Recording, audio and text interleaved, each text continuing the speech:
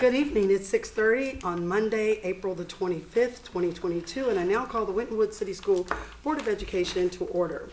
Please turn your cell phones to silent, and then rise with me for the Pledge of Allegiance.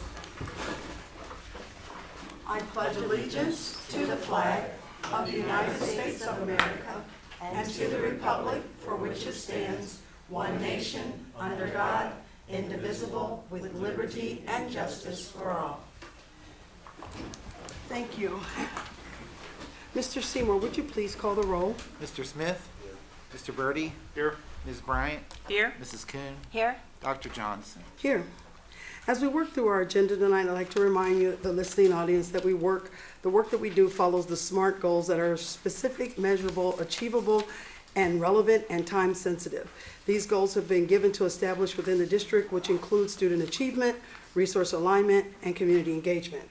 Our first item on the agenda is 2.01, which is district honors, recognitions, gifts, and introductions. And we have our state representative. Well, I'll give it to you, Mr. Smith. I'll give it to you first. Okay, I'm very sorry. I was so excited that she was here. All right, so thank you, Dr. Johnson.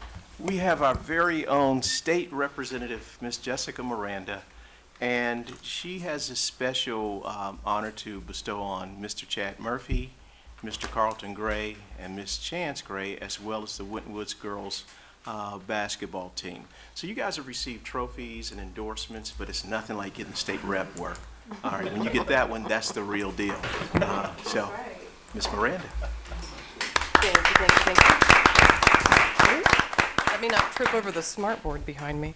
Hi, everyone. Good evening to the Winton Woods City School District Board of Education, Superintendent Smith, and Treasurer Seymour. It is great to see you. I feel like I am back home, so thank you for having me tonight. I have 4, but what feels like very, very many and very, very worthy awards to give out tonight. And this is a special thing for me to do because typically what I do is I just, endorse these with my signature, package them up, and send them in the mail. But I thought it would be more appropriate for me to come in person tonight and deliver these to all of you because there are some fantastic things happening in the Winton Woods City School District. And I, as your state representative who represents both the City of Forest Park and the Village of Green Hills, want to come here and give these to you in person and recognize your hard work. So, And I will add, she did give me mine in person, so she did mail mine, so I felt good about it.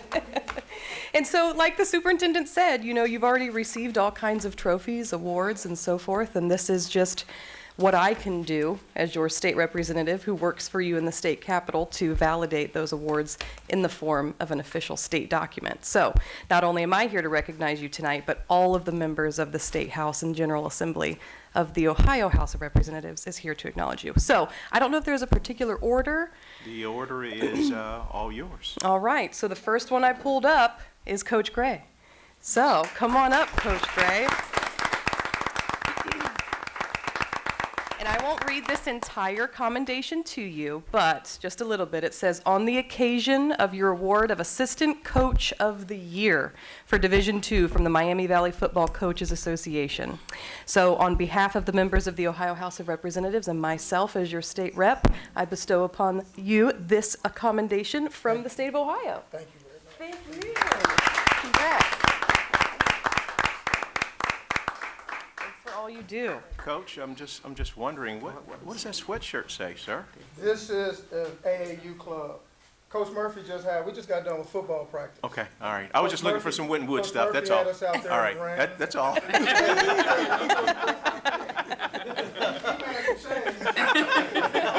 Some of us had to work. Okay, I'm just checking. All right, and in the spirit of keeping with the coach theme, Coach Murphy, you're up next.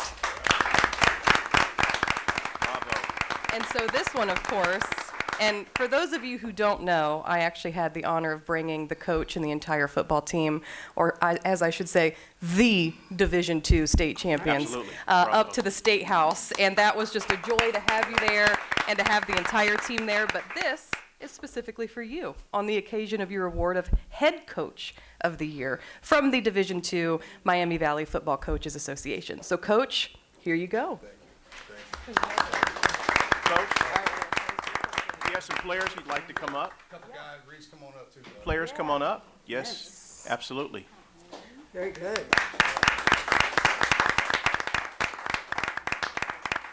guys, I saw you looking sharp at prom too. Especially you, Tyreek. You look wonderful.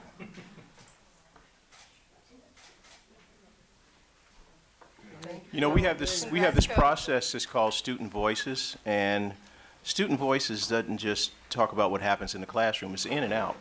And I am very, very proud to say that the young men that you just saw come up with the coach, as well as others, they selected the coach. They made the decision of this is who they want to represent them. And so, to Coach Murphy, thank you for everything. The boys believe in you, we believe in you, and thank you for everything that you've done for our district as well as the team. Yes. Yeah.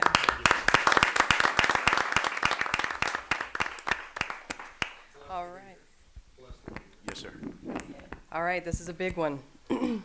Next we have, I should probably preface this with saying the Chance Gray as well. Is she here tonight? No? All right, we got it.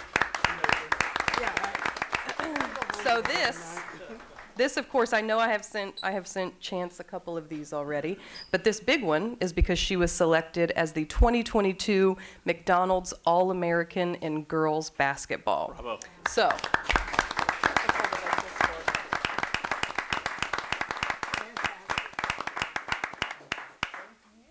Coach, All right, before so you take your congrats. seat, I know that she received another honor that we didn't get a chance to recognize her. Can you talk a little bit about the Jordan Invitational that she played in?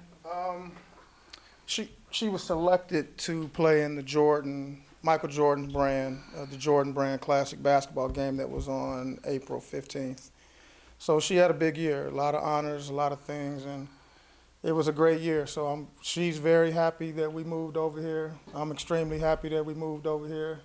And I think I probably need to quit because I don't think I can have a better year than what we had this year. Don't quit now. Really, you can't, don't quit now. Hey, wait a minute. It can't go any better than what Can I we tell you did. something? There are some girls that are looking at me with a very suspicious look because Miss Miranda is going to honor them next. Yes. So you might want to stay right there. All right, and then of course, last but certainly not least, I have a State House commendation here for the Winton Woods High School varsity girls basketball team. And of course, this is for the occasion of their 21-22 Eastern Cincinnati Conference Championship.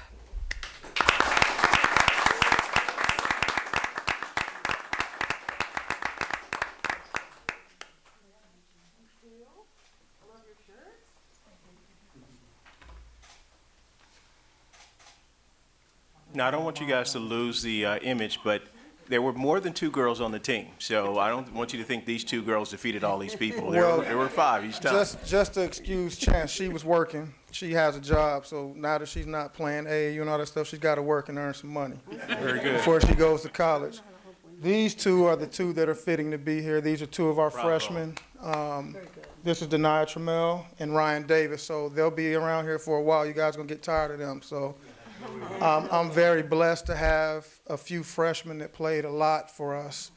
They learned a lot. They went through a lot. I'm sure they're going to take huge strides. So I'm looking very forward to seeing these girls progress and can continue what we were able to build this year. So these 2 right here are tremendous building blocks for us. And if you stop- yeah, I'm but sorry, if you and st- 4.0 students Absolutely. on top of that. Yes. But if you stop in our gym on any evening, they're in there. They're in there working very, very hard to be the best that they can be. And as Coach Murphy said, not just on the basketball court, but in the classroom as well. That's where the real power comes in. So thank you. And if I might add, I know I post a lot and talk a lot about how proud I am of our student athletes here in our district, but what I'm always talking to people in the community about is the fact that the word student comes first. Absolutely. And that their GPAs and their education is just as important to us as the immense amount of effort and work you all put in on the court and the field. So thank you for everything you do and for making us proud to say that we are warriors. And to the coaches, thank you so very much for what you do in making sure our kids can perform their best in the classroom and out there in the sport in which you play. Yeah, thank you. And then the last thing I just wanted to say, now that all the greatness and the awards are done, as your state representative, I was very, very proud to fight for fair school funding on behalf of our school district and the others that I represent here in the Great 28.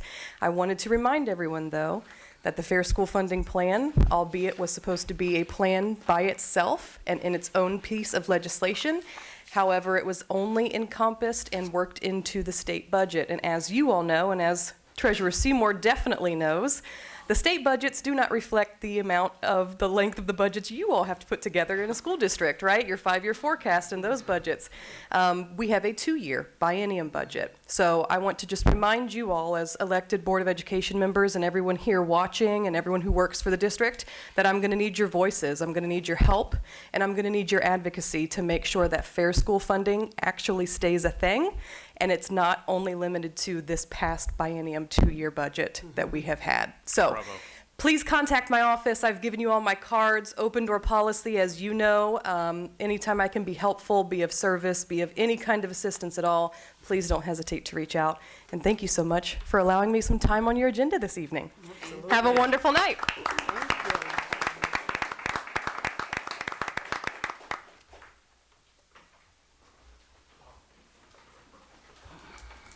Superintendent Smith, you still have the floor for. Yes, the next award is for Enan Cullins. Enan?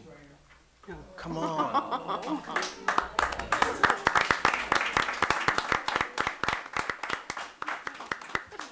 That's amazing. Come close to the front so they can see you. All right, so I'm going to read a little story about Enan. This is from his incredible principal, Miss Plummer. Is Miss Plummer here? Very good. Come on up, Miss Plummer. A person.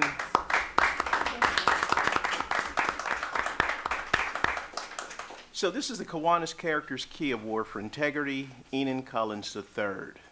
A person with integrity is honest and respectful, and Enan shows both those qualities here at school and on a daily basis. According to Ms. Rice, in the classroom, his peers look to him for assistance. When giving criticism, he takes it very well and always goes back to make sure he is on the right track. He takes his time with classwork and tries to be the best student he can be. When seen around the building, Enos always speaks very politely to those he passes. He follows directions and has gained the trust of his teachers to run errands and to assist other students to get to various places within the building. Enan is the perfect example of a warrior with integrity, and we are honored that he is part of our warrior family. Mr. Enan Curtis.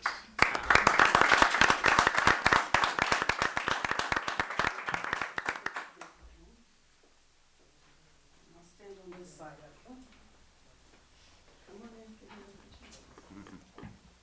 And this is written about Enan from his principal, Miss Michelle Plummer.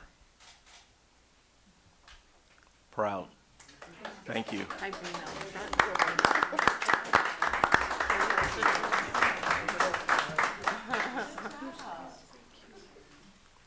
I'm sure, Mr. Gray, when you were a little kid, that you had that same honor.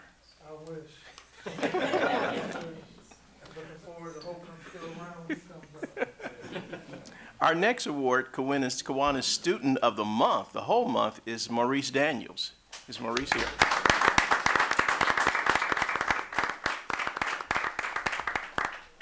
Now, this write-up comes from his school counselor, Mr. John Beischel. I recommend Maurice Daniels because he is a consistent student who quietly goes about his business in a professional manner. He comes to school every day, goes to every class, and does not call attention to himself. I would like to recommend him for his consistency because I believe him to be a wonderful example for our younger students. Maurice often is overlooked because he's quiet, humble, and does what is expected of him without fanfare. Maurice has been offered a scholarship to Pikeville University because of his academic success along with his athletic prowess.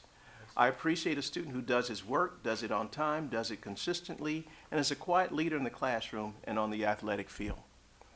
UPike saw this and is excited to have him on their campus next year. Maurice was a member of the senior leadership team as a member of our football team. Additionally, he has maintained a number of jobs over the past few years, including refereeing youth flag football. He is a member of the Second Baptist Church and participates in the youth choir even though he says he cannot sing. It is for these reasons that I recommend Maurice Daniels to the Winton Woods Board of Education for recognition as Student of the Month. And I would like to add, he is our first student that's ever attended the University of Pikeville. Bravo. Courageous.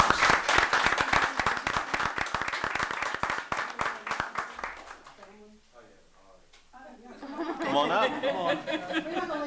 Yeah, you gotta go up there. Excellent, sir.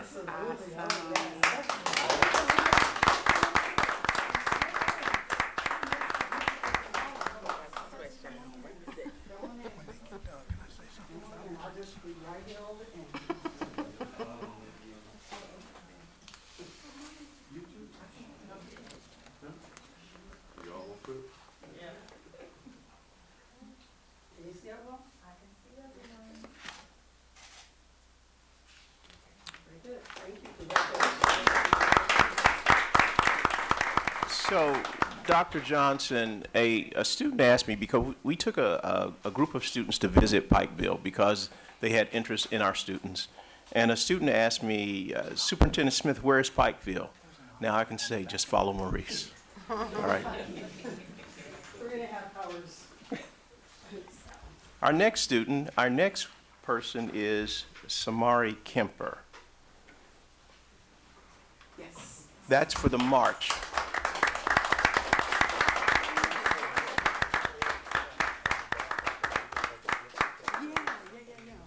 Come on up, sir. Samari Kemper is a great example of resourcefulness. In terms of academics, Samari is a great problem solver. He uses different tools provided as needed to figure out problems or tasks. He also does a wonderful job explaining his reasoning. Samari is also a great classmate who makes good choices. He's one you can count on to do the right thing, to work hard and help others. All best, Julie Hilton, Winton Woods Elementary School, 3rd grade teacher. Congratulations, sir.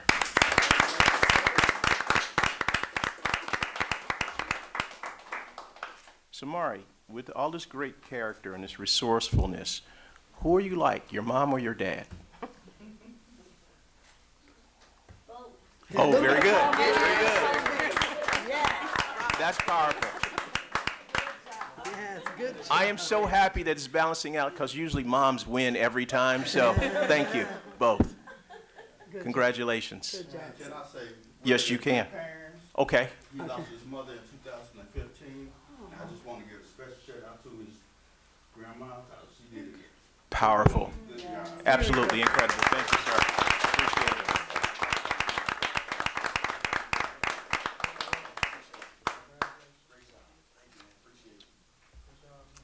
The next recipient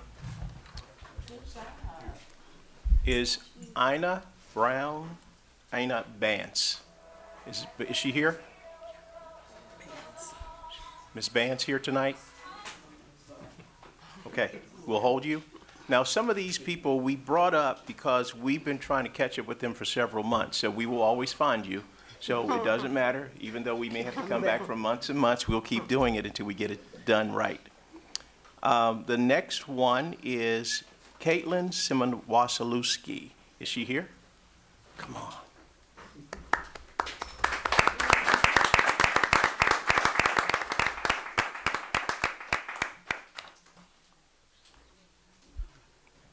This was a great donation, a generous donation of $500, but not just $500, but to the Multiple Disabilities Department at Winton Woods High School. And I'd like for you to say a few words of what inspired you to do it. I apologize, I was not prepared. So in 2015, I was blessed with the opportunity to become a professional softball player. And that year I was also blessed with a nephew who is autistic. So we started an event called the Disability Awareness Tournament, and we have since raised probably like $30,000 that we've given to multiple schools. I give one to the school I graduated from in Indiana, Winton Woods, 5 other schools, and then we give $3,500 to a scholarship at University of Cincinnati. So we're just grateful. We're grateful as well. Thank you very Absolutely. much. We appreciate it.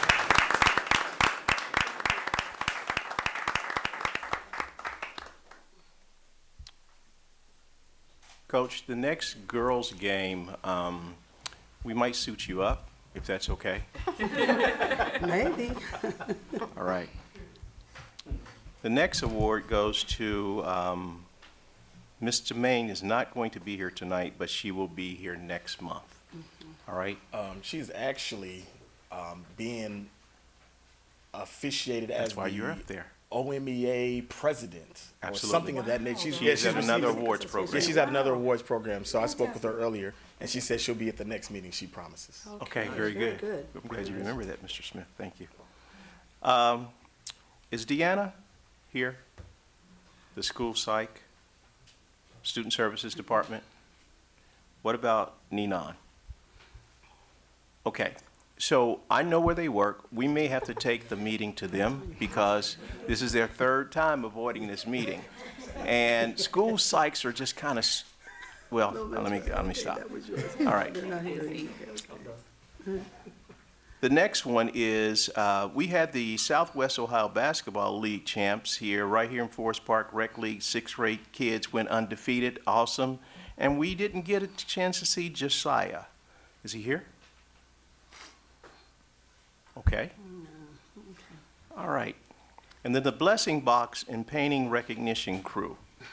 Any members here from the Blessing Box Painting Crew? Okay.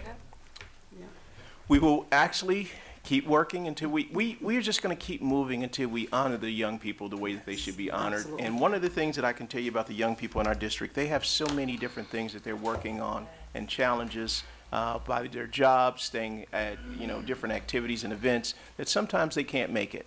But we'll keep pressing on, and Ms. Jordan will give me the hot list. We'll keep looking, and we'll keep finding them until they come and get the special recognition that they so richly deserve.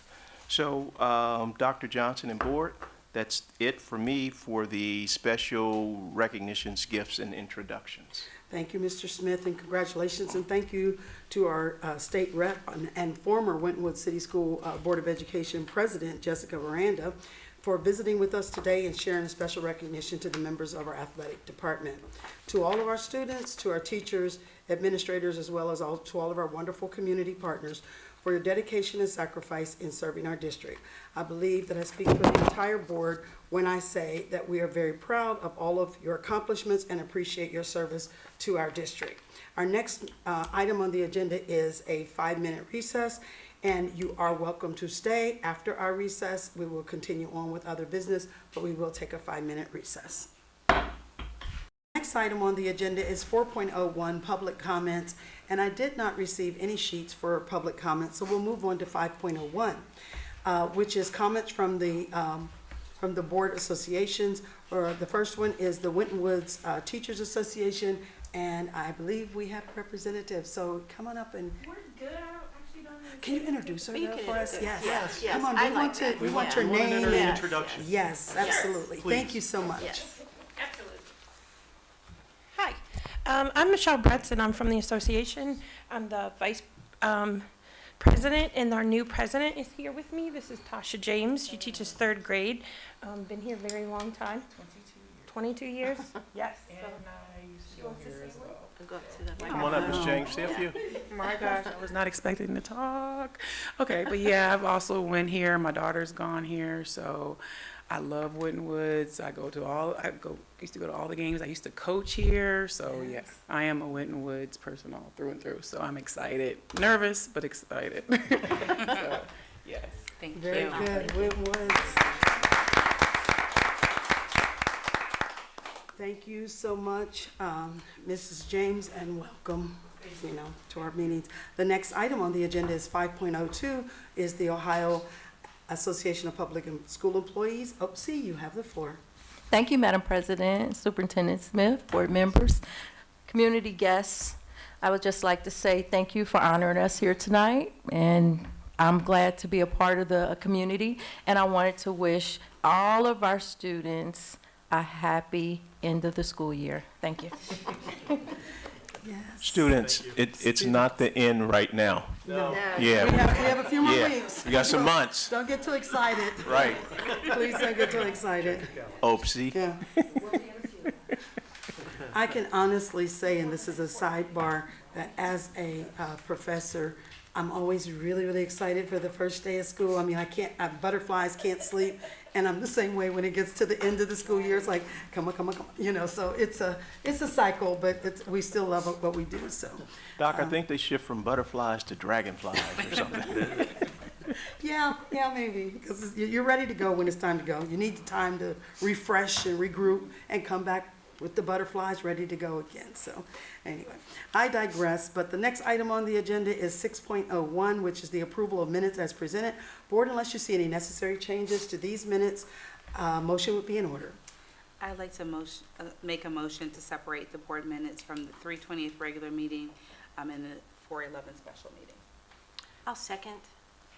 Okay, so we're going to vote on the 3/28 regular meeting first, minutes of the meeting first. So the motion has been made and seconded. Are there any questions or discussion? Seeing none, Mr. Seymour, would you call the vote? For 328, For 328, just Mr. 328. Smith? Mr. Birdie? Aye. Ms. Bryant? Aye. Mrs. Kuhn? Aye. Dr. Johnson? Aye. That vote passes unanimously. The next item is still 6.01, but we're looking at the minutes from 4/11, and I'd like to entertain a motion at this time. I'd like to make a motion to approve the minutes for April the 11th, 2022. I'll second. It's been motioned and seconded. Are there any questions or discussion?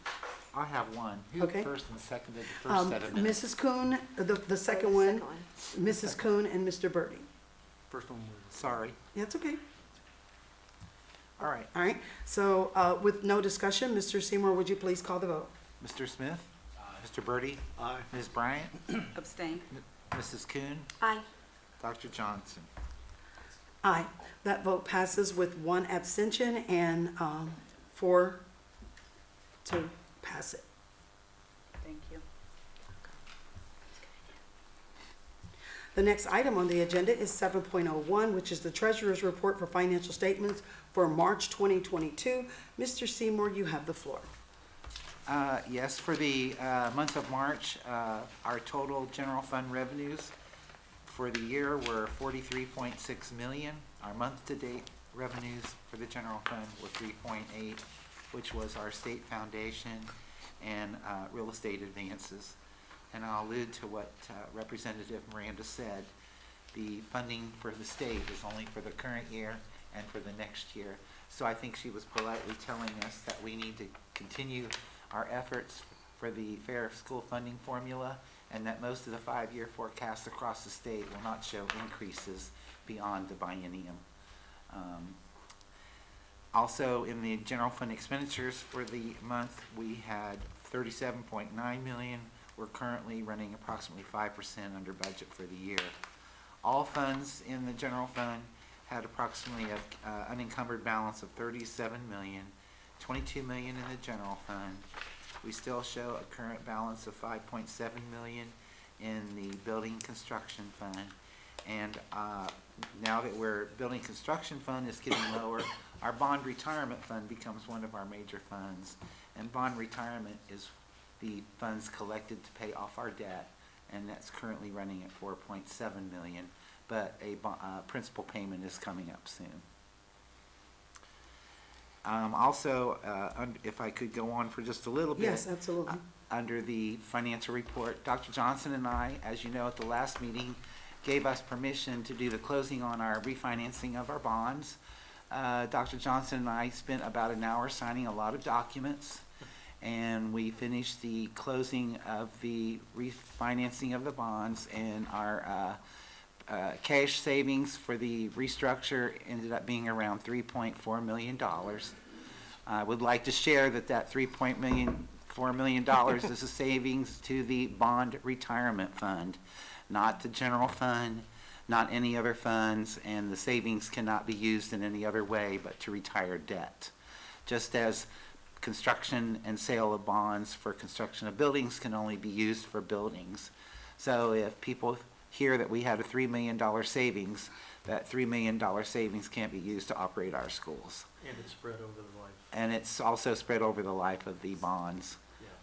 but we thought it was a good opportunity to Mr. try. Seymour? Yes. Approximately how many years? We have about 33 years left. Very good. And I think it's very important that the public understands that this is not a savings that's immediate right now, as you and Mr. Birdie alluded to, so that we can make sure that we're being very transparent with our public. Right. But I just thought I'd share that. No, thank you. It's important. Thank you. That concludes the treasurer's report for the month. Thank you. Thank you, Mr. Seymour. With no objections being heard, we'll let the financial statements for the month of March 2022 be submitted for audit. The next item on the agenda is 8.01, which is the treasurer's recommendation for investments for the month of March. Yes, Mr. Seymour. our investments for the month yield us approximately $10,000, of which $8,500 was in the general fund and approximately $1,500 in the building funds. That really concludes the investments. Maybe this will start improving with the changing of the economy now, with the rising interest rates. Yeah. Rising interest rates on debt, bad, but rising interest rates on savings, good, so. Yes, very good. Thank you. Thank you. Great observation. Thank you. Mr. Seymour, thank you. A board of motion would be in order to approve the investment report. I'll make a motion to approve the investment report as presented. I second the motion. It's been motioned and seconded. Are there any questions or discussion? Seeing none, Mr. Seymour, would you please call that vote? Mr. Smith? Aye. Mr. Birdie? Aye. Ms. Bryant? Aye. Mrs. Coon? Aye. Dr. Johnson? Aye. That vote passes unanimously. The next item on our agenda is 8.02, which is the resolution for accepting the amounts and rates. Back to you, Mr. Seymour. Yes, if you recall, back at the organizational meeting, two of the new board members, that was one of the first things you did at the organizational meeting was approve the tax budget for the Hamilton County Auditor's Office. Our tax budgets are our general fund, our permanent improvement fund, our bond retirement fund.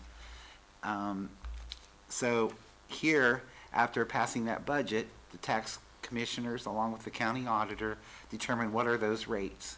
And they're basically certifying back to us the rates that have been passed to support the school's general fund operating expenses will be continued, and that the need was presented in our budget for those. However, you know that the replacement levy was for $4.2 million. So as our evaluation grows, the millage drops just to generate the same dollar amounts. And then also I'd like to share that the bond retirement, which was passed for 6.95, is currently 5.94. Again, the state auditor will only assess and collect what's needed to pay principal and interest. And then they also have on your amounts and rates is your proposed 5-year, $3 million levy, which comes to 5.4 mils. And what you're doing is approving what the auditor has set the rates at for the Budget Commission.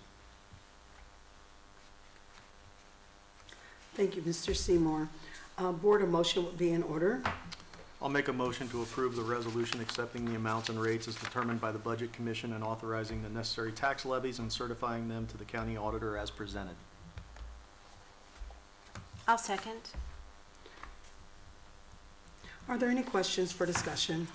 I do have a question, Mr. Seymour. I know Sure. that you spoke to this before, but just for those watching and listening, can you explain the difference between mills? People see mills and they think it's in terms of millions of dollars. So can you give us a brief explanation of how millage is used? A mill is per 1,000. So like if your home is worth $100,000, the county auditor assessed value of that is 35%, which comes to 35,000, and each mill is 0.001. They call it a mill. I hope that helps, but it's not millions. It's, a mill is 1/1000th Thank you so much. And for that they've used that terminology since 1934. And they're sticking to it. No matter how And people have been confusing it is. confused since 1934. Yes. They're sticking to it.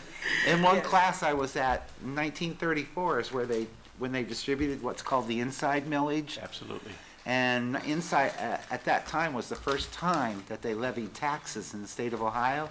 And they gave a 10 mil assessment on property values, and they divvied it up between school districts, villages, townships, and each person got a slice of the pie. And that's what's referred to as inside millage and outside millage. But Mr. Seymour, I think Ms. Bryant makes an excellent point.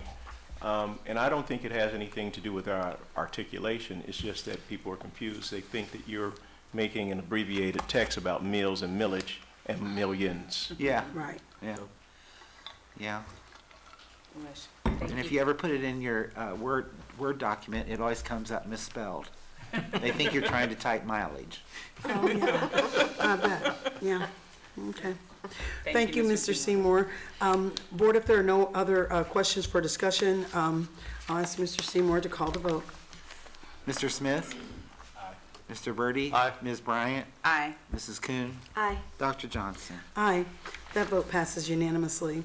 The next item on the agenda is 8.03, which is the student fee schedules for 2022, 2023. Mr. Seymour, you have the floor. Yes, as you know, several years ago, we did away with all instructional fees, but we still have certain fees that we do collect from the students, and the board must approve them. We still have advanced placement test fees, and then we have student parking fees, and then we also charge fees based on the structure before you for athletics. The new fee, the only thing that's changed on this from last year to this year is $96 for AP testing. And Dr. Ragland shared with me that a student on reduced lunch will pay $52 and a student on free and reduced pays nothing. So they are adjusted according to free and reduced. Can you say those two numbers again, please? Reduced lunch is 52. And then Free and reduced. free and reduced is free. Oh.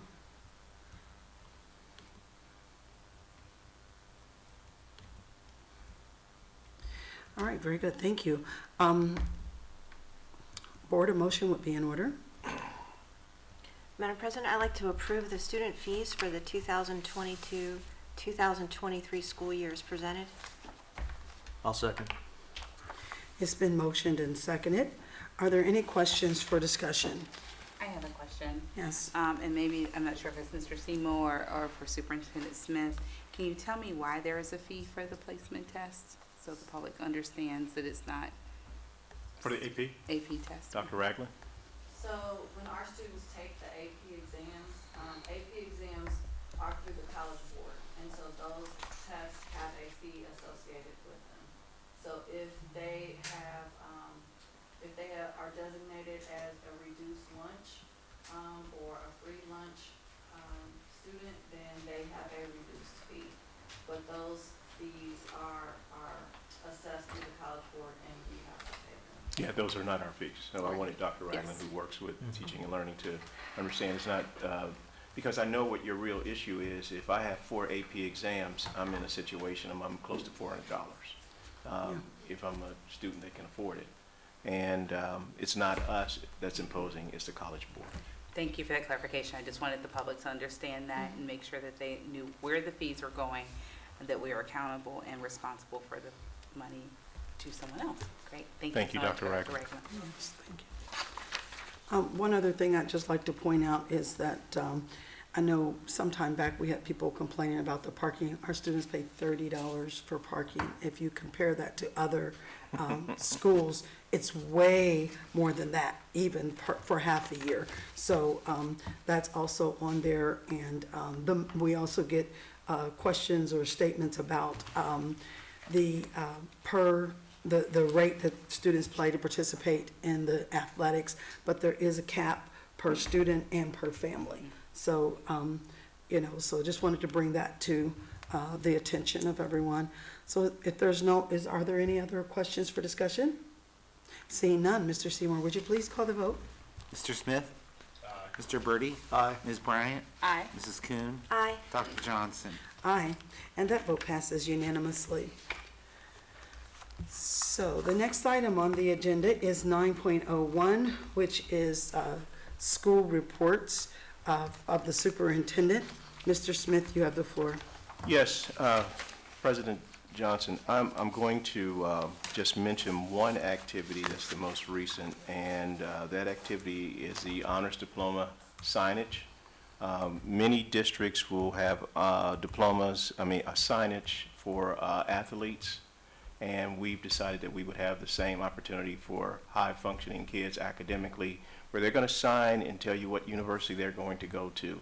Many of them have been accepted to over 10 universities, and they're going to make their decision, right there live on Friday at 9 a.m. in the auditorium. We actually have a record-breaking group for the honors diploma kids. We are at 62, and that is the highest number that we've had in the history of the district. So I am very proud of them, the hard work, the commitment, and you can't become an honors diploma kid when you get to high school. That had to be something that started early on. And so I appreciate the patience of the staff, the administrators, the counselors, pushing kids through and making sure that they completed the work all the way up to the end with integrity. I am going to turn this portion of the program over, the board meeting, over to Mr. Denny, because I wanted him to have a little more time to talk about the facilities update. That is item number 9.02 for the record. Thanks, Mr. Smith. Good evening, board. Good evening. Hope everyone's doing well this evening. Yes. Appreciate the added time. Hopefully I won't take too much, but we're going to go over some exciting information tonight, so this is going to be good. First of all, just demolitions, just a quick report. Those are continuing at the former Primary South, aka Lakeside, and also former elementary school, also known as Winton Forest. So those two schools, Primary South is probably about 95% complete. We're looking at topsoil operations and decommissioning of the septic system plant. And at the elementary school, it's probably about 90, and it's coming along. So they're really just removing a lot of debris. If you've had a chance to roll past and see it, it's bittersweet. Like, that's my old home. But it's, it's necessary and part of the process. So that's demolitions. We also completed abatement at the intermediate school. I think we touched on that briefly last month, but we're going to build on what we talked about last month and actually move on to talking about the plans for the intermediate renovation. We've been working hard in the background. SHP, the design firm that was awarded the master plan, continues to work and do the design, and it's a renovation, so it's a little different than a fresh build. It takes a totally different process, actually. Yeah. I mean, it's similar, but it's pretty different. So if Rhonda can actually show that on the screen, I'm going to step maybe a little bit more this way if I could. Hopefully I'm not blocking anyone. No, you're good. And we'll just touch on that. Ms. Hobbs, I'm not sure if you can make that any larger.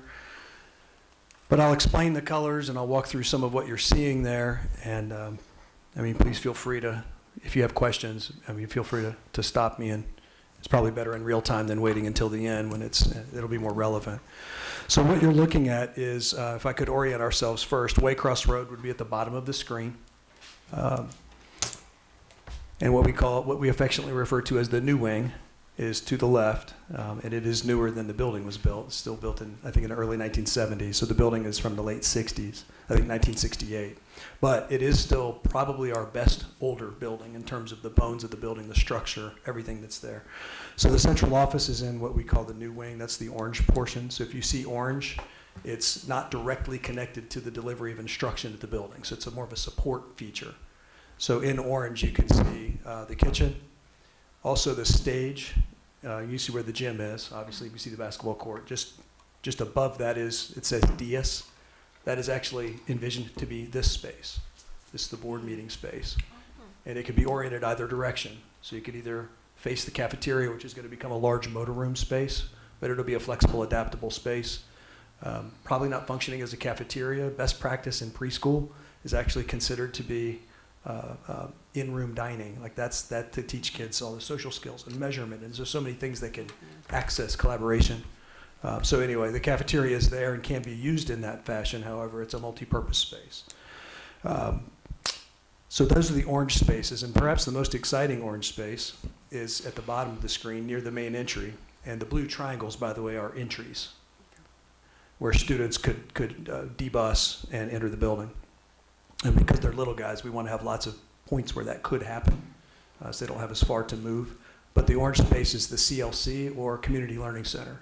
So that's very similar to what you walked past here. When you came in the main entry to the South Campus, immediately to the left, there's the Community Learning Center. That's envisioned to be a place for wraparound services for children, chiefly medical, health, could be dental, vision, could be other services to wrap around and support children and families. So that would give us a location here in the village, but it would also give us a location in the city of Forest Park. And what's nice about the intermediate school, the former intermediate school location, the future early childhood central campus location, is if you draw a 1 mile radius around that building, you capture like 45% or something of the district's student population. Like, it's a huge walk-in area that's accessible there, which is, this makes this a wonderful location. But it also puts it there near small children where they can access a variety of services and screenings and immunizations and things of that nature, all with parent permission, of course, but it's right there. So those are the orange spaces. When you see green spaces, that's MU is music, this is art, so there are supported specials areas, and of course PE, the gym. The white spaces you see in the middle are actually light courtyards, so those are the courtyards of the intermediate school, and there are 3 of those. And then you can see numbered squares. Now this is a schematic design diagram. I apologize for my microphone use here. Let me see if I can do a better job. But those are envisioned to be preschool classrooms. So the blue colored bubbles, and this is again schematic design. It is sometimes called an adjacency map or a bubble diagram, where you're just looking at spaces and how they relate to one another. So the blue ones you see are preschool, envisioned to be preschool rooms. And then the purple colored ones here are envisioned to be kindergarten spaces. So the total capacity of this building could go up right around 500 students if you have 200 preschool and 300, which is a typical kindergarten size class in our district. So you're right around potentially up to 500 students. If it opened today, it would be slightly under 400, which is very similar to the population of the current early childhood center. Another feature, the light blue space is a teacher workroom and lunchroom area. The other light blue space you see is the office, which basically will exist as it would be now. The blue triangle closest to the office is the main entry, and that would be renovated to contain a secure vestibule so that you could have controlled access in and out of the building just like the other buildings have. That is definitely considered best practice in the fields of safety and security for schools. And then one of the more exciting features is the designers did not want, and nor did Mr. Smith or any of us working on this, want this to feel separate from the new buildings. It should sort of be reminiscent or foreshadowing of the new buildings, right? So when you're here, it sort of is similar in some ways. And here's the feature that really sort of connects that. Like, if you look out here, right outside where we're meeting, there's a collaboration zone. Well, there's something very similar that is, again, considered best practice in early childhood. They call it a family area or a family zone. And it's represented by the small letter F. If you can see those, there's one. I'll go ahead and point to those. Okay.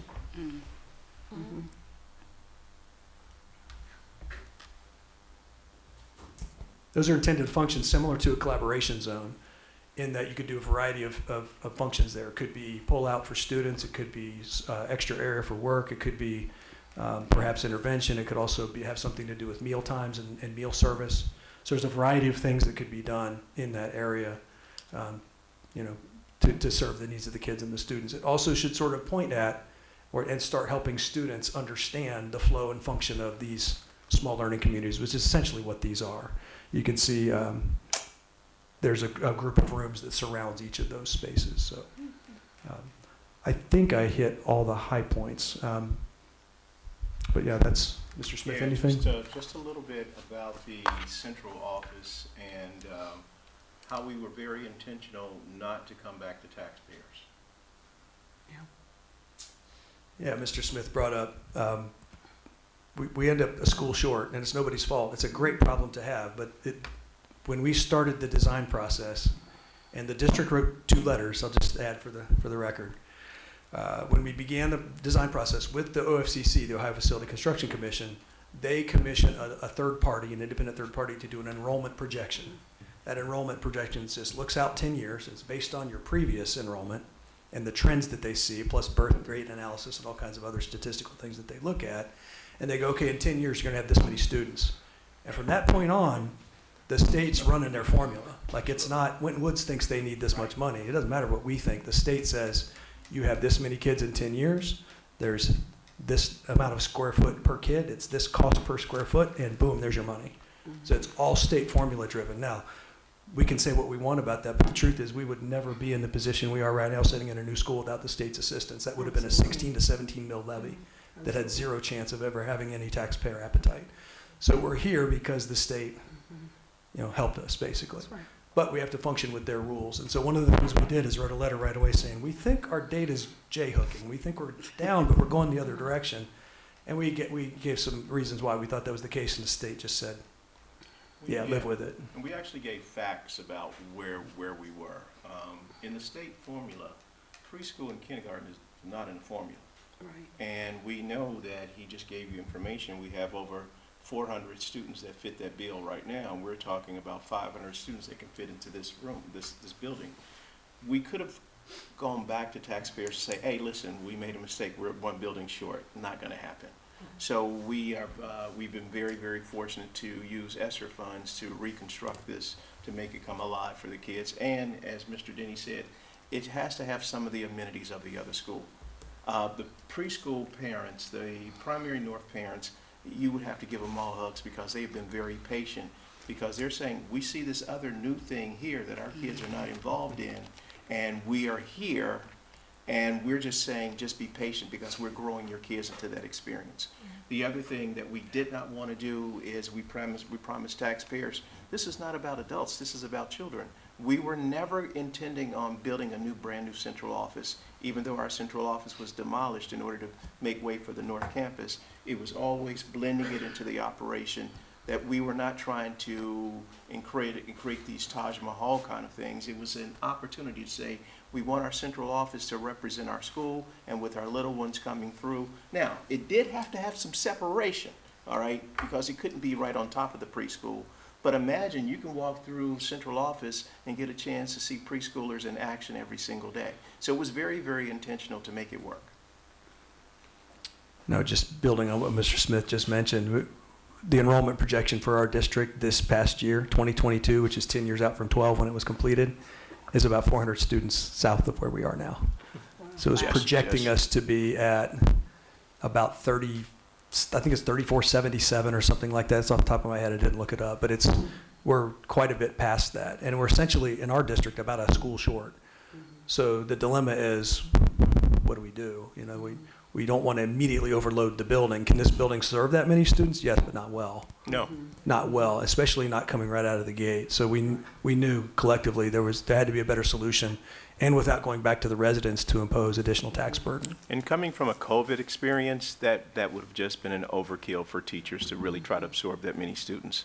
So this was a plan. We were very, very fortunate because when the architects and the design team went through, they said, this is a solid building that you can build on. I'm just fortunate that we had one that we could build on.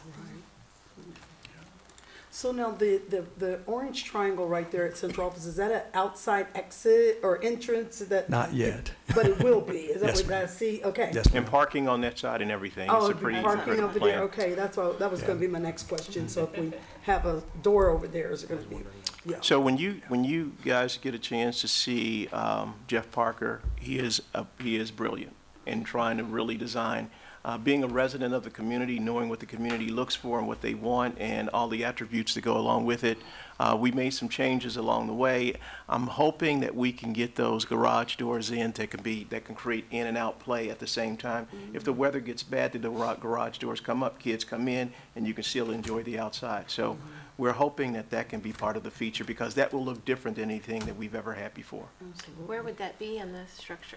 So there's several places, and to Mr. Smith's point, like we are crossing our fingers because we know that adds cost, but we're going to make it a construction alternate, so no promises. But I'll go ahead and point to where they would be. One of them is the cafeteria, or what is now the cafeteria to be the large motor room in the future,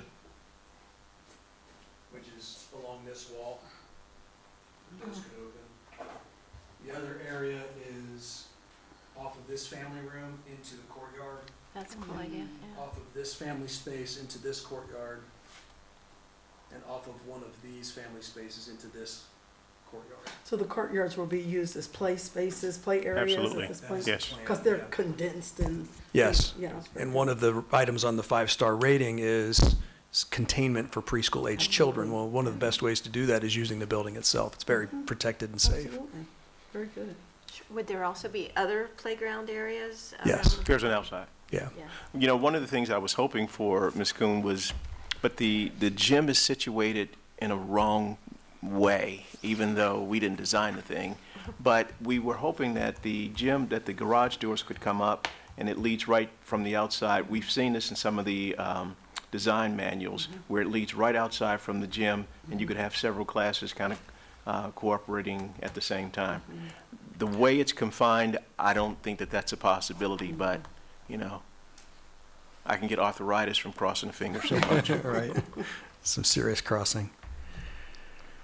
That So- concludes, at least in broad strokes, the So- intended design. As far as timing, Yeah, that's what I was wondering. I mean, for the Yeah, so- project. So we're hopeful that within the next few weeks that we'll actually see phase 1 go out, which is, as Mr. Smith mentioned, is the ESSER-funded HVAC system, building envelopes, such as enhanced windows, window frames, doors, door frames. And that would include those roll-up garage doors as alternates. If the pricing comes in good and we can fit it into the budget, then we would anticipate trying to accept those alternates. But if we can't afford it up front, we'll at least be able to hopefully bide our time and maybe be able to afford it later. So the alternate gives us some flexibility. But we'd hope to go out soon for the HVAC portion. And then after that, probably by, I would say, late summer, be heading out for the overall renovation package. And parents did not want to hear us say that, you know, our buildings are already crowded and we can't put more kids in and we have a waiting list. Parents wouldn't be happy about a waiting list. So we created something that's going to be parent-friendly, community-friendly, and I think the part that's most exciting is the CLC will live in this building as well. Because the CLC follows the littles as opposed to the older kids. Very good. And the students would be in there when? When Well, would students actually physically be in the? August of '23 is the goal. August of 23 is the goal, okay. And I've not been told that that's not reasonable yet. Now, just to full disclosure, everyone, you know, to be transparent, I'm a little concerned about the supply chain issues that are consistently being And price encountered gouging. still. And construction costs are up. So that's going to potentially limit what we can do when. But the reality, and labor is interesting right now. But we've also seen some examples of some projects come in that were under budget. Yeah. Even in the market conditions now. One of the things that we have to really be paying attention to is a construction company is going to make a bid to build a brand new school, or they're going to make a decision to renovate one. So you know where the dollars and cents come in. They're really interested in building new because there's more work for their workers. So we have to be very intentional about how to get our workers to be craftsmen to come in and do a great job on this building, because we'll only get a chance to do it one time. And then the modular offices outside will be gone, right? That would be the goal. some point. Yes, Mr. Birdie. Finally. We will miss them badly, except we won't.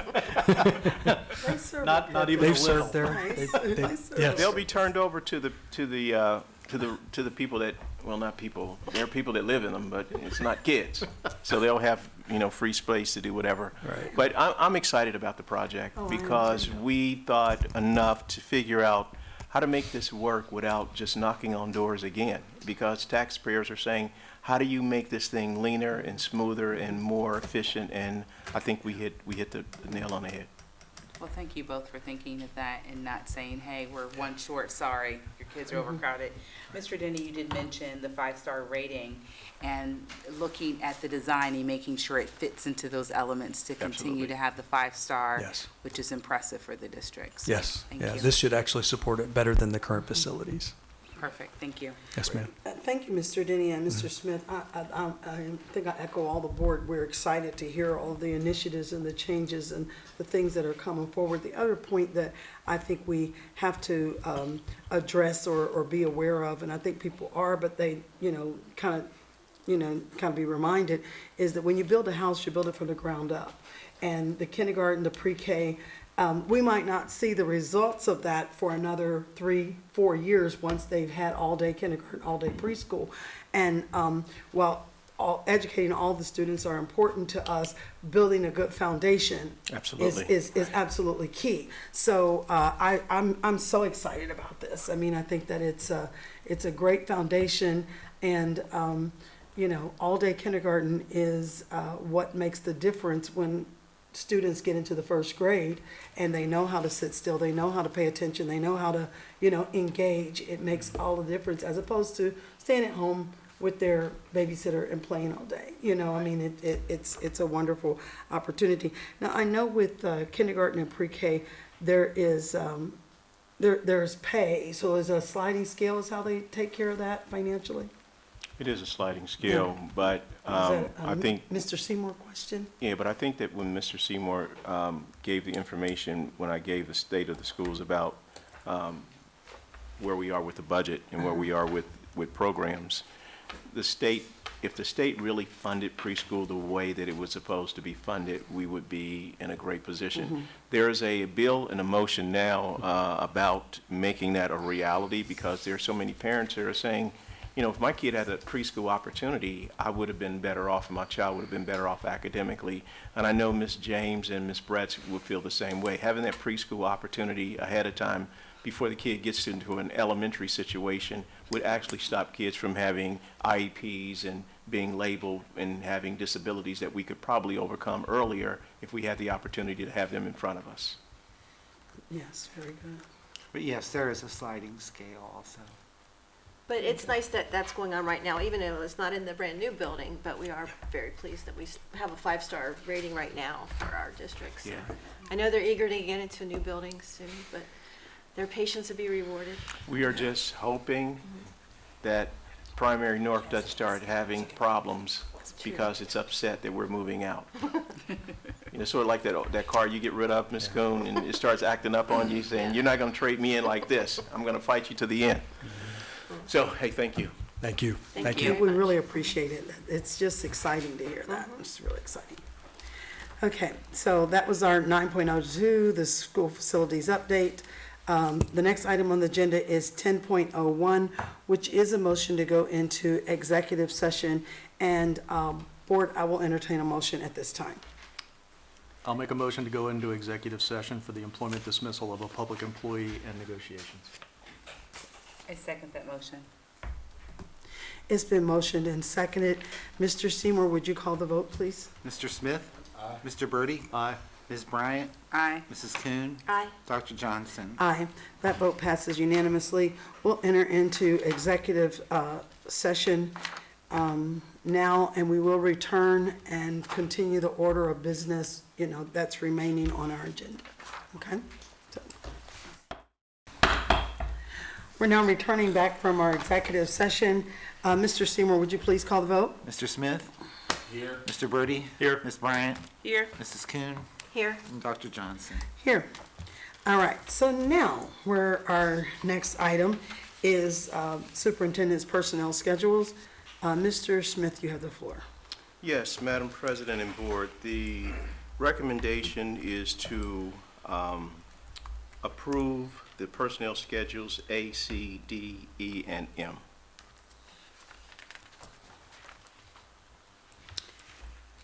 Okay, board, unless you see something that needs to be changed, a motion will be in order. Madam President, I'd like to make a motion to approve the personnel schedules as presented. I'll second. Okay, is there any questions for discussion? Seeing none, Mr. Seymour, would you please call that vote? Mr. Smith? Aye. Mr. Birdie? Aye. Ms. Bryant? Aye. Mrs. Kuhn? Aye. Dr. Johnson? Aye, that vote passes unanimously.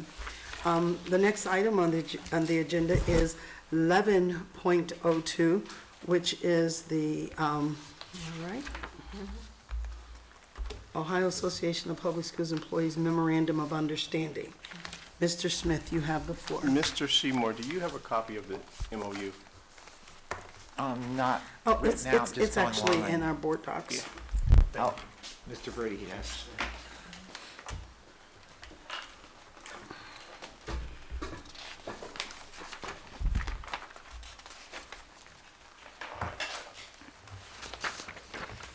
So if it's okay, Dr. Johnson, I'd like to read the MOU. Yes, absolutely, please. Okay, the understanding is, whereas the board and the OPSI hereby mutually agree, the board shall compensate bus drivers and bus aides an additional $10 per additional route assigned to transport students on uncovered routes. Assignment of additional routes to transfer students on uncovered routes shall not be based on seniority. Instead, such routes shall be assigned at the discretion of the transportation supervisor based on driver availability, spaces on bus, and driver proximity to students. The board and OPSI agree bus drivers and bus monitors are essential school employees whose services are critical to student safety and to compulsory attendance laws for student and the board, and therefore shall be prohibited from refusing additional routes to transport students on uncovered routes, so as long as routes do not extend the driver or bus monitor's day by more than 2 hours beyond the driver's monitor's regular scheduled work. This agreement shall become effective upon execution by both parties and shall remain in effect throughout the remainder of 21-22 school year. The parties shall bargain the continuation and or possible modification of this MOU for subsequent years during spring negotiations. The remainder of the CBA shall remain in effect, full effect, and shall be incorporated by reference herein. There are no other changes to this MOU other than that there will be a $10 compensation for picking up additional routes. And one of the reasons we went with the not seniority deal is because some of those drivers are the ones that are calling off. The other part that makes it a little bit more difficult to manage, if we were going by, the proximity part is very, very important because this driver could actually be right close to another route and pick those kids up. Our whole thing is about how to become more efficient. And I'm happy to say, along with Mr. Denny and Ms. Wilson, to work this out with the financial pieces with Mr. Seymour. This was actually a recommendation made by one of the drivers to make sure that their programs was more efficient. And when you can hear from your own employees, it actually makes it a better plan. Good deal. Thank you, Mr. Smith. Board, a motion would be in order to approve the Ohio Association of Public Employees Memorandum of Understanding. Madam President, I'll make a motion to approve the Ohio Association of Public Employees Memorandum of Understanding as presented. I second the motion. It's been motioned and seconded. Are there any questions or discussion around that? I want to say that I appreciate forward-thinking, unique thinking to help resolve issues with our transportation for our community. I think that's very important.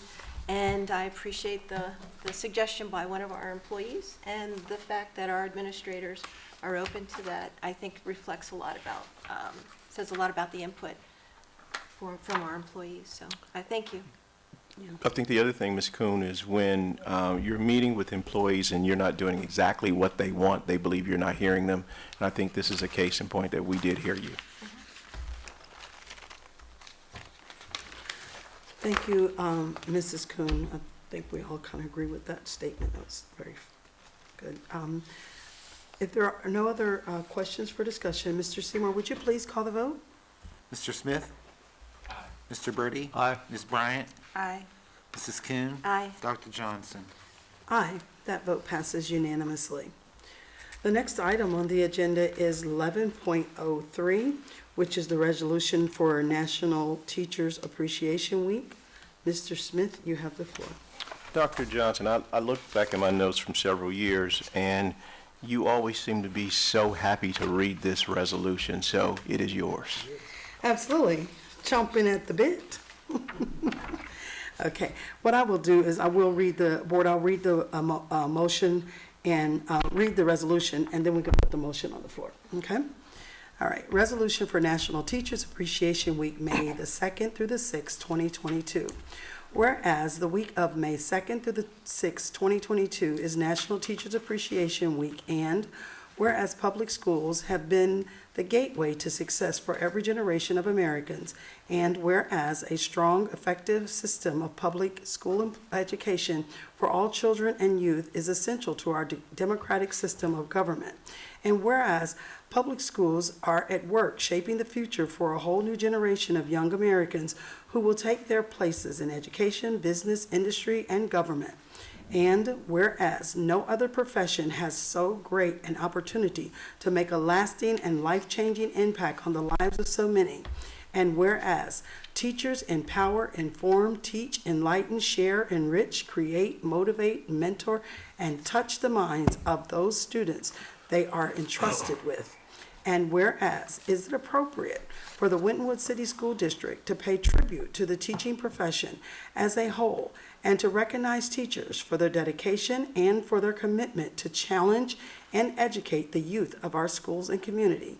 Therefore, be it resolved that the Winton City School Board of Education formally designates the week of May the 2nd through the 6th, 2022 as National Teachers Appreciation Week, adopted this 25th day of April 2022.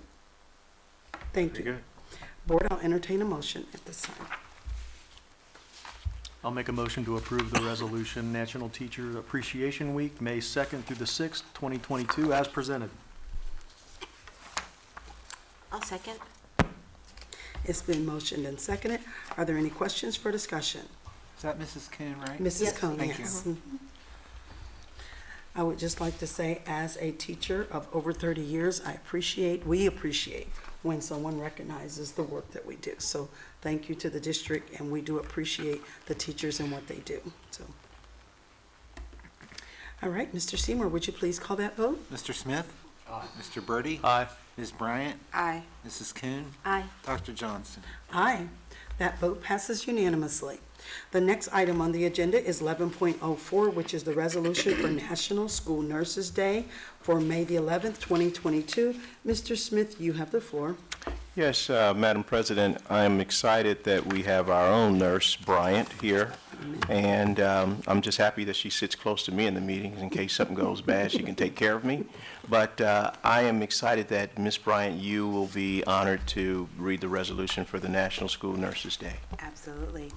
Resolution, National School Nurse Day, May 11th, 2022.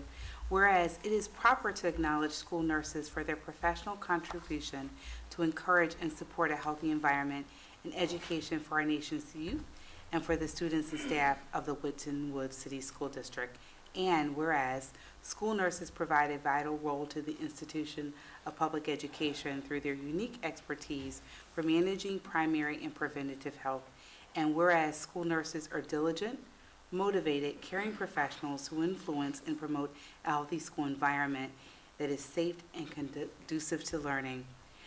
Be it therefore resolved this 25th day of April 2022 that the Winton Woods City School District Board of Education hereby recognizes the continued effort, commitment, and resolve of school nurses to make a difference, and proclaims May 11th, 2022 as National School Nurse Day in the Winton Woods City School District, adopted this 25th day of April 2022.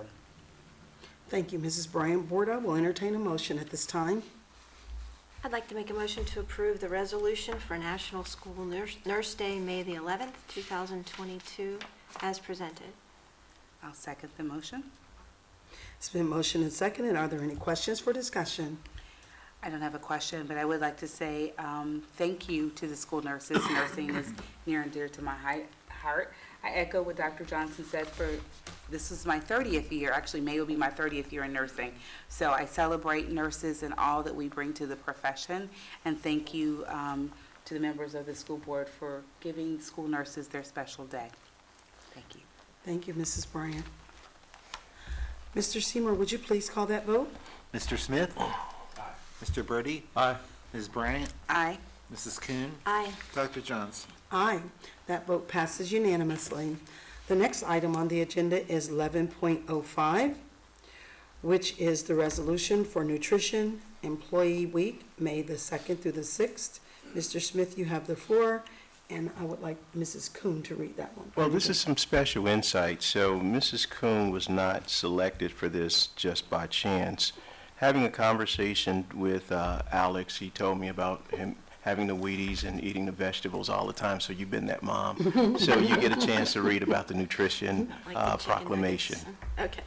No, thank you. No, I think it's really important that our students are well nourished. I think we've got a great program, but whereas nutritious meals at school are an essential part of the school day, and whereas the staff of the district's school meals and nutrition department are committed to providing healthful, nutritious meals to the district's children, and whereas the men and women who prepare and serve school meals help nurture our children through their daily interaction and support, and whereas the week of May 2nd through 6th, 2022 is School Nutrition Employee Week. Now therefore be it resolved that the Winton Woods City School District expresses its deep appreciation to these valuable employees and commends their good work on behalf of children. Adopted on this 25th day of April, 2022. Thank you, Mrs. Kuhn. Board, a motion would be in order.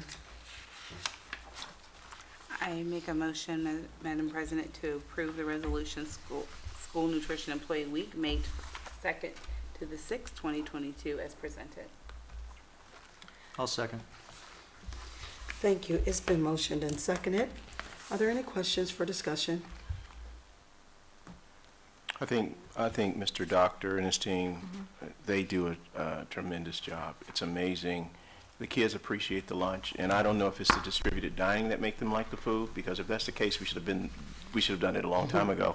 But I think the kids appreciate it, and the servers, when there are special events, those ladies and guys are so professional. It looks like we're at a 5-star event.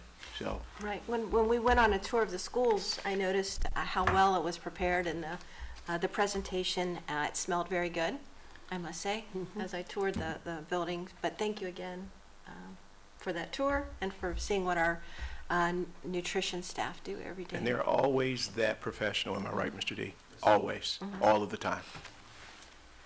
Very good. All right, if there's no other questions or discussion, Mr. Seymour, would you please call that vote? Mr. Smith? Aye. Mr. Birdie? Aye. Ms. Bryant? Aye. Mrs. Kuhn? Aye. Dr. Johnson? Aye. That vote passes unanimously. The next item on the agenda is 11.06, which is the resolution for School Bus Driver Appreciation Day. Mr. Smith, you have the floor. Yes, I did some other intel, and I found out that Brandon Smith always wanted to be a school bus driver. So you will be able to read the resolution. He said, really?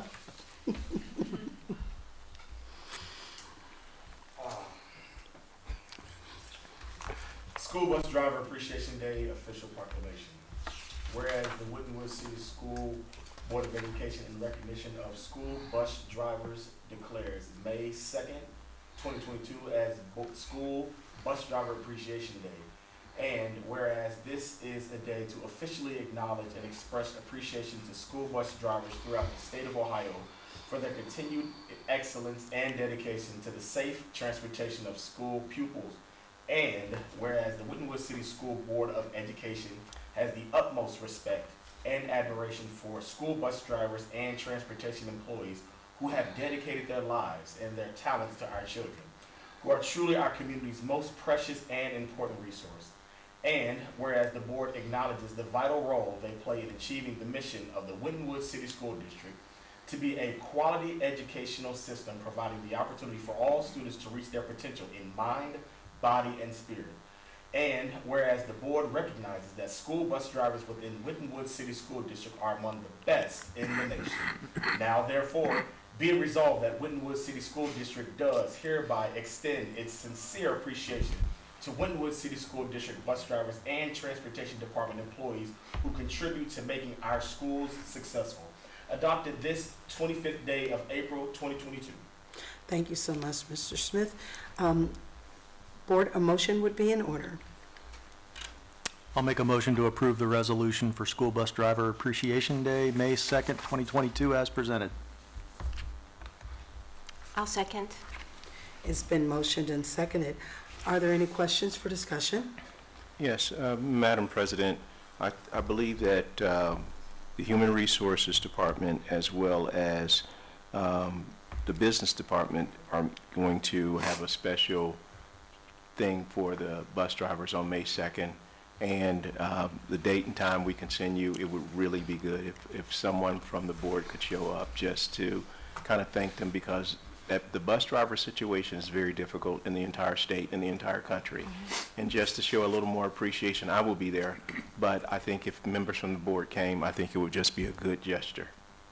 But we will send you the dates and time, but it will actually be on this, on May 2nd. May the 2nd. Okay, thank you. Correct. Thank you for All letting right. us know that.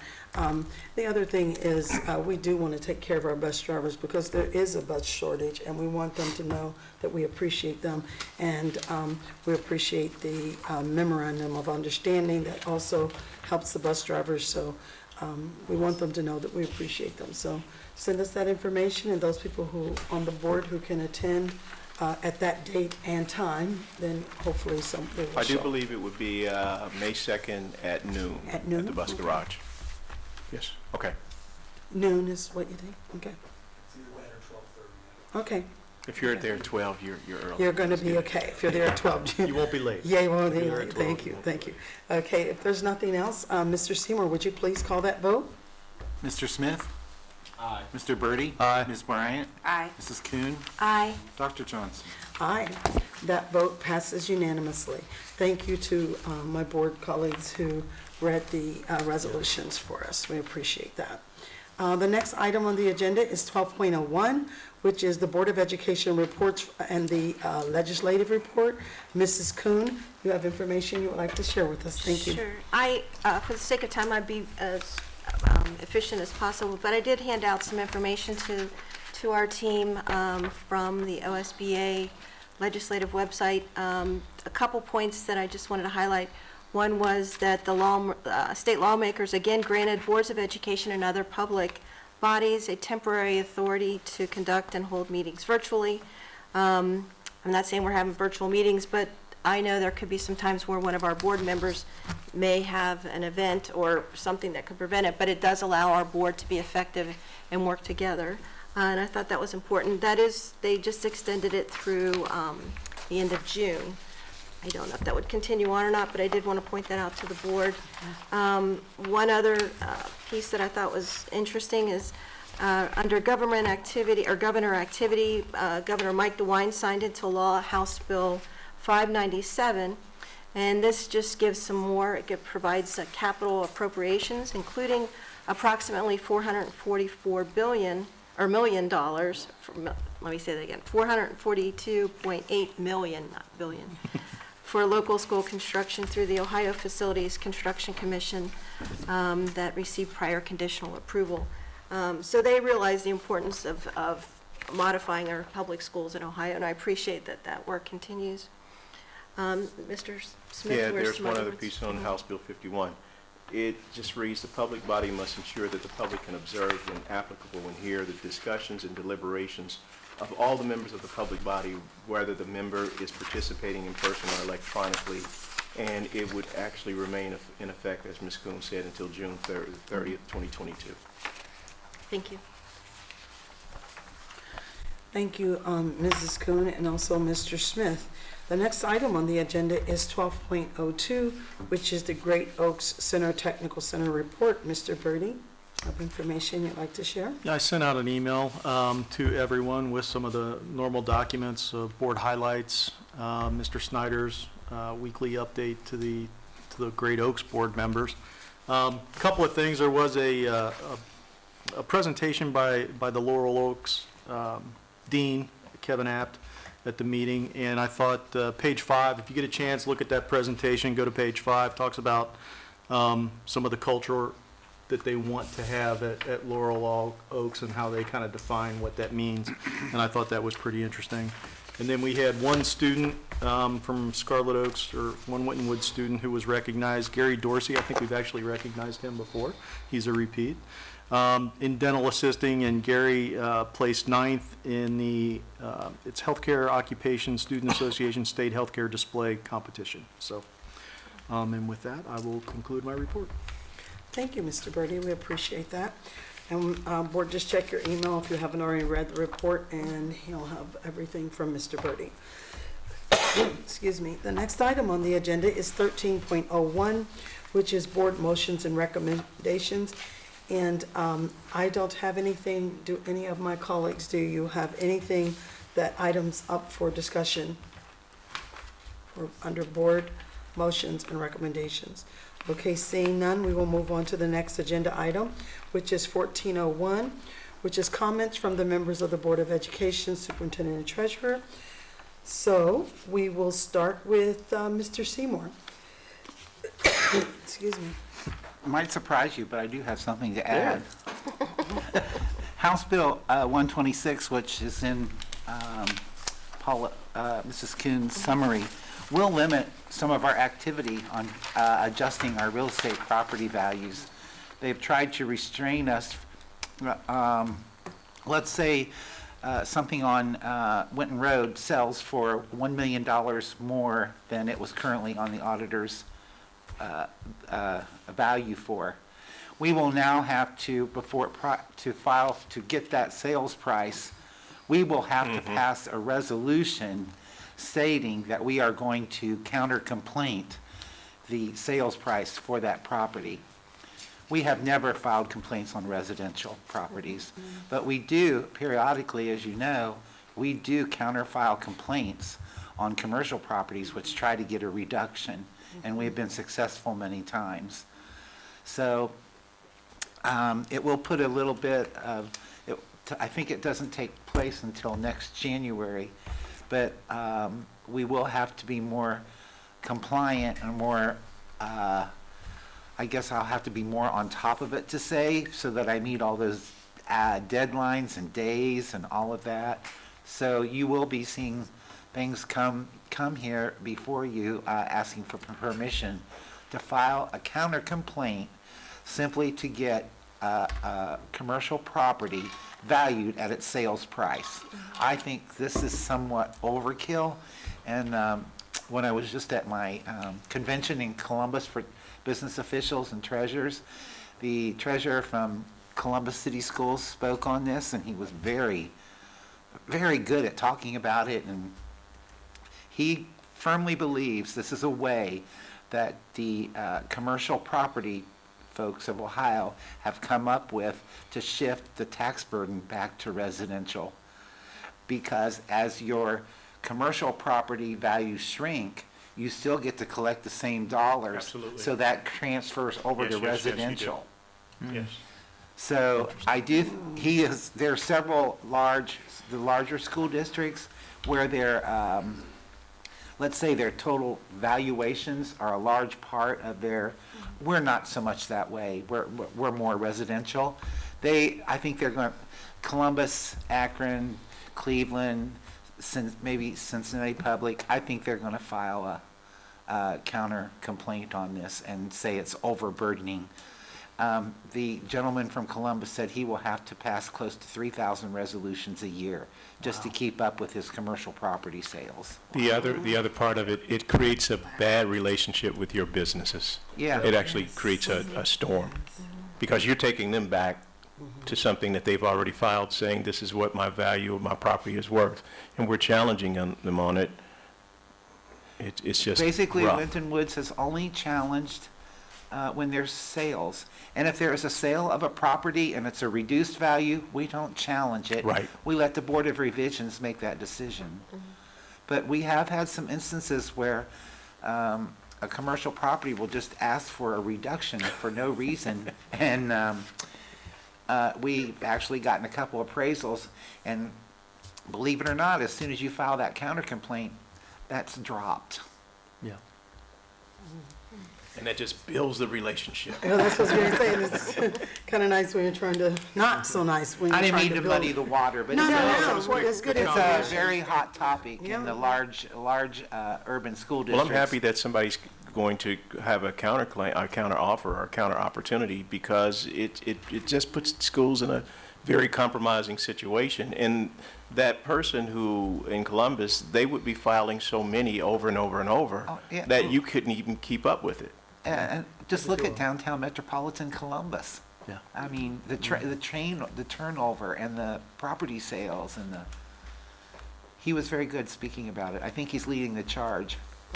Mr. Seymour, one other question. Did COVID put a damper on what these people are saying their property is worth and the value of the property based on prior sales and prior business, or was it just all based on a commercial I opportunity? think that's true in the large metropolitan area, but we didn't have any of that. Okay. All right, thank you, Mr. Seymour. Next up would be Mr. Smith.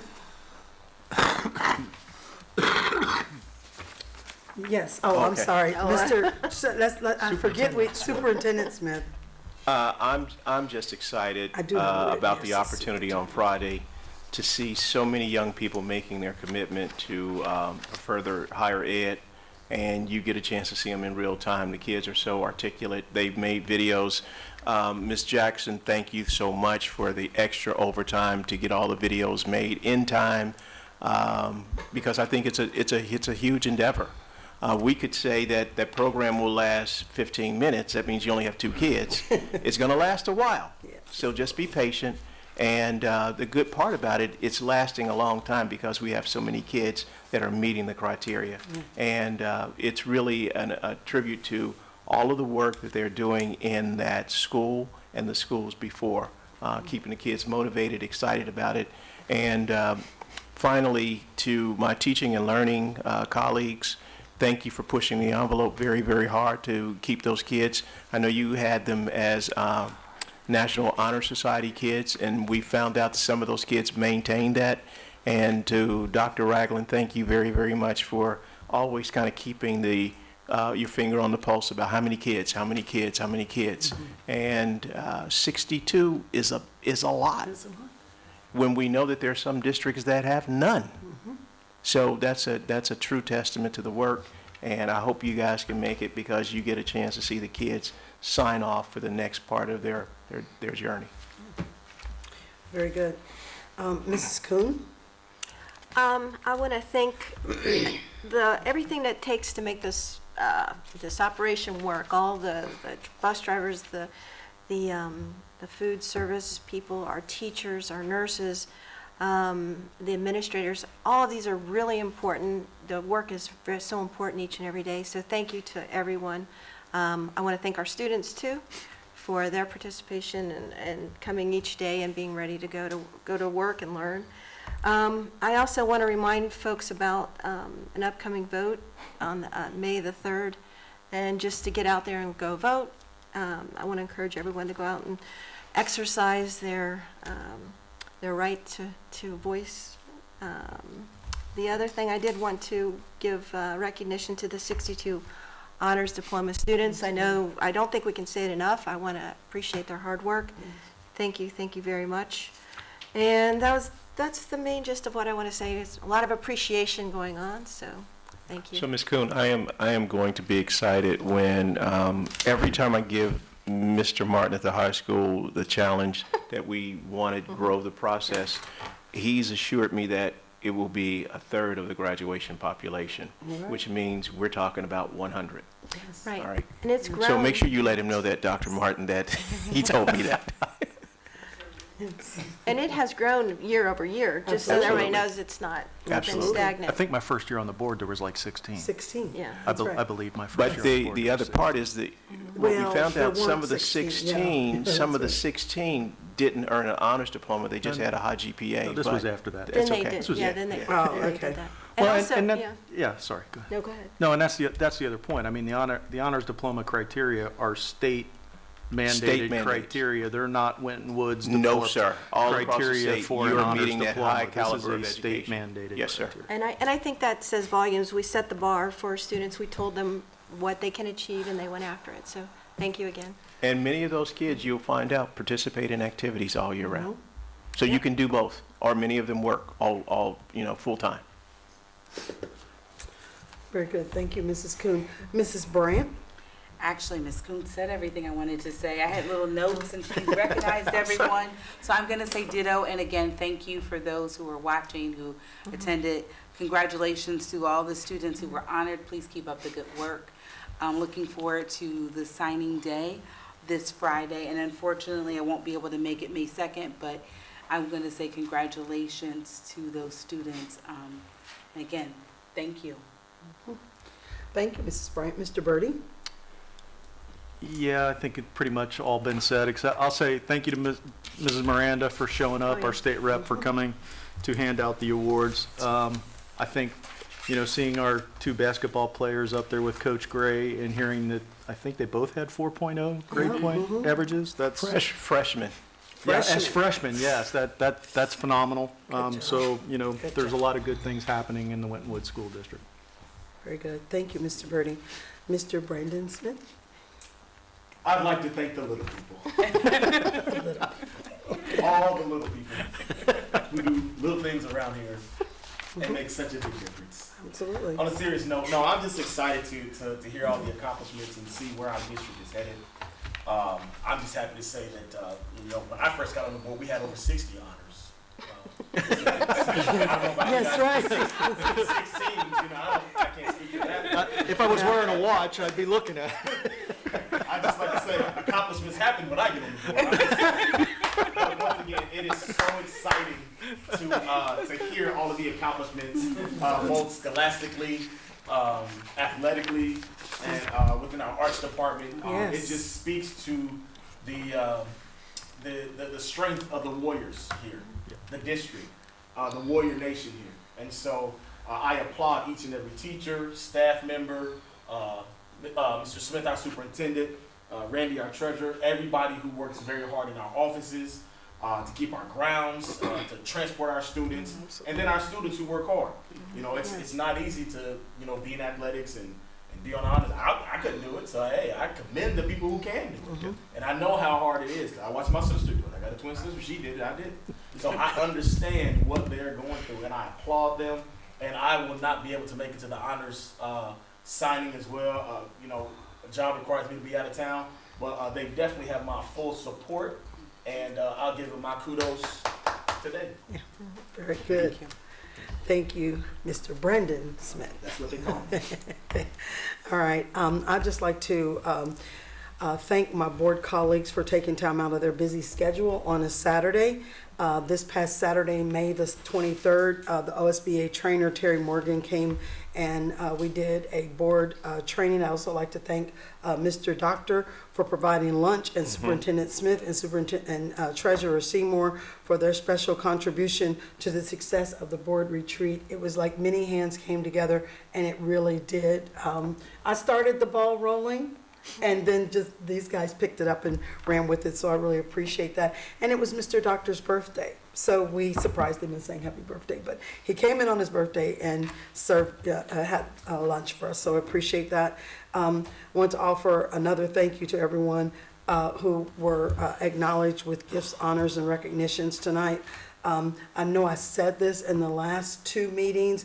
I can't say it enough. I can't tell you how many students that come and sit down in my chair and in my full-time capacity job where they haven't filled out the FAFSA, but they need money to go to school. So if your son or daughter is looking to go to college, even if they're just slightly thinking about it, they do need to fill out that FAFSA, the free application for federal student aid. I had 2 students just today who had not filled it out, and they needed money to go to school. So they're asking about scholarships. I'm like, but you haven't filled out the FAFSA. So, you know, it's just kind of the cornerstone for getting money, whether it's loans, scholarships, whatever, you know, for college. So as a college professor, I can't express that enough. There are a lot of noteworthy events. This past Friday, many of you know that it was our junior and senior prom. And I got to see some of the kids in my neighborhood out on their lawn taking pictures and whatnot, you know, and it just sort of is so exciting. So of course I'm like that nosy neighbor. So I go down there, you know, because I want to see them. They're like, oh, you're on the school board, take a picture. I'm like, no, that's not what I look a mess. I mean, you know, I just came down to see them in their beautiful outfits and everything. And there was at least Dr. 3 Johnson, different groups. I'm sorry to interrupt, No but problem. the theme for prom dress attire is feathers. And I don't know if we'll ever be invited back to Paul Brown because there's feathers everywhere, all kinds and colors. So I just wanted to let you know, Wow, in case we that's- get that call, Mr. Seymour, that, for the that they say cleanup? no feathers this year. Yes, right, for the cleanup, they charge extra for cleanup. But the other thing is there are a lot of items on our calendar. Our one call has been sending out, important dates. Do pay attention to those. Board colleagues, there's some things that we try to obligate ourselves to. So if you're available, look at those dates and make yourself available if you are. Somebody's already said it, I think it was Mrs. Kuhn, about voting on Tuesday, May the 3rd, to support our students. You're not supporting me, you're supporting our students. And you're supporting what they can accomplish and what they deserve the best. And we have worked to put them in these new buildings, then we need to keep them safe and make sure that they have everything that they need. So come out on, or go out on Tuesday and vote to support our students. The Honors Diplomas Dinner, that's been mentioned, 62 is a great number. And when I came on the board, we honored 16, but only about 8 of those really qualified for an honors diploma. Am I right about that, Correct. Superintendent Smith? I think I am. But now these are legitimate state of Ohio honors diplomas, and they get to wear those beautiful white robes that makes them stand out to say, hey, I made a higher accomplishment. And graduation is Thursday, May the 19th at the Centos Center. And I'm excited. I always get excited about graduation. So I'm excited for the students. I'm excited for the staff. And that's about it. Everybody's already thanked everybody. We do appreciate what you do. And sometimes thank you doesn't seem like enough, but we do appreciate what you do. And we appreciate the students who come and put in all the effort, and all of the staff and administrators, directors of teaching and learning, on the list.